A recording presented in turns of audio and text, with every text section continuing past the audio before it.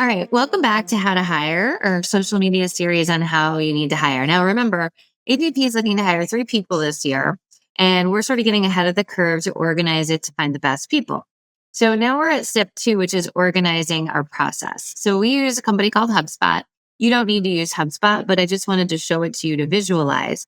So our job is to go ahead and get the most diverse set of candidates, right? I want to be challenged. I don't think I know exactly this, that, and the next thing. And oftentimes I don't think I want to have me working for me, if you know what I mean.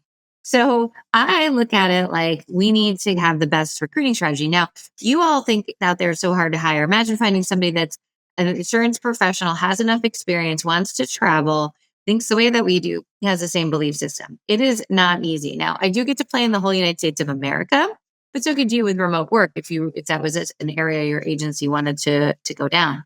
But we kind of set up and said, okay, let's get as many people popping as possible. So we will go through where we post and how we source in a future video. But the first step is when there's a new qualified candidate, we would open up, it's called a ticket here, just basically a profile on them. And we'll get all their information in and make it so that I have a little pretty much like a bio on them, put their resume there, put everything in. Now we have the phone screening booked. Okay. Then we have the phone screening completed. And we're going to talk about interview questions next. My next step is to do the personality profile because I really want to understand early on what we're working with. If they pass the phone interview, that now puts it into a little bit of light. Now we take that first interview, which is qualifications. So are they qualified to do the position?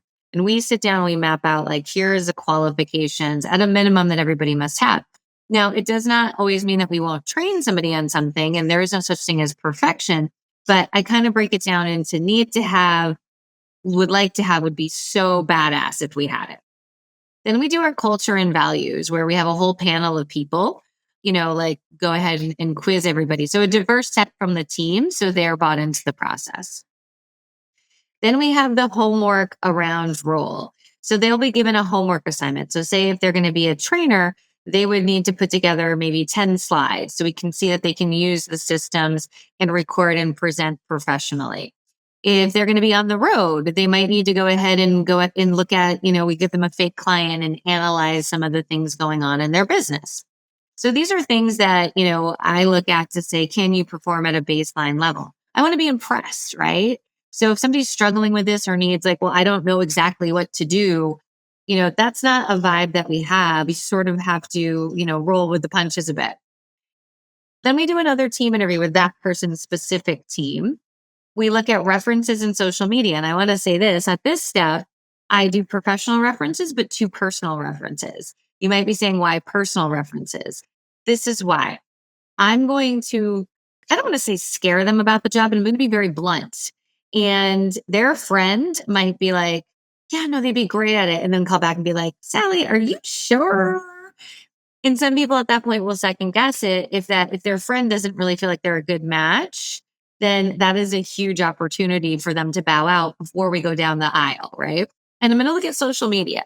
I think sometimes we do this, but you will learn a lot by looking at people, whether that's good or bad or indifferent.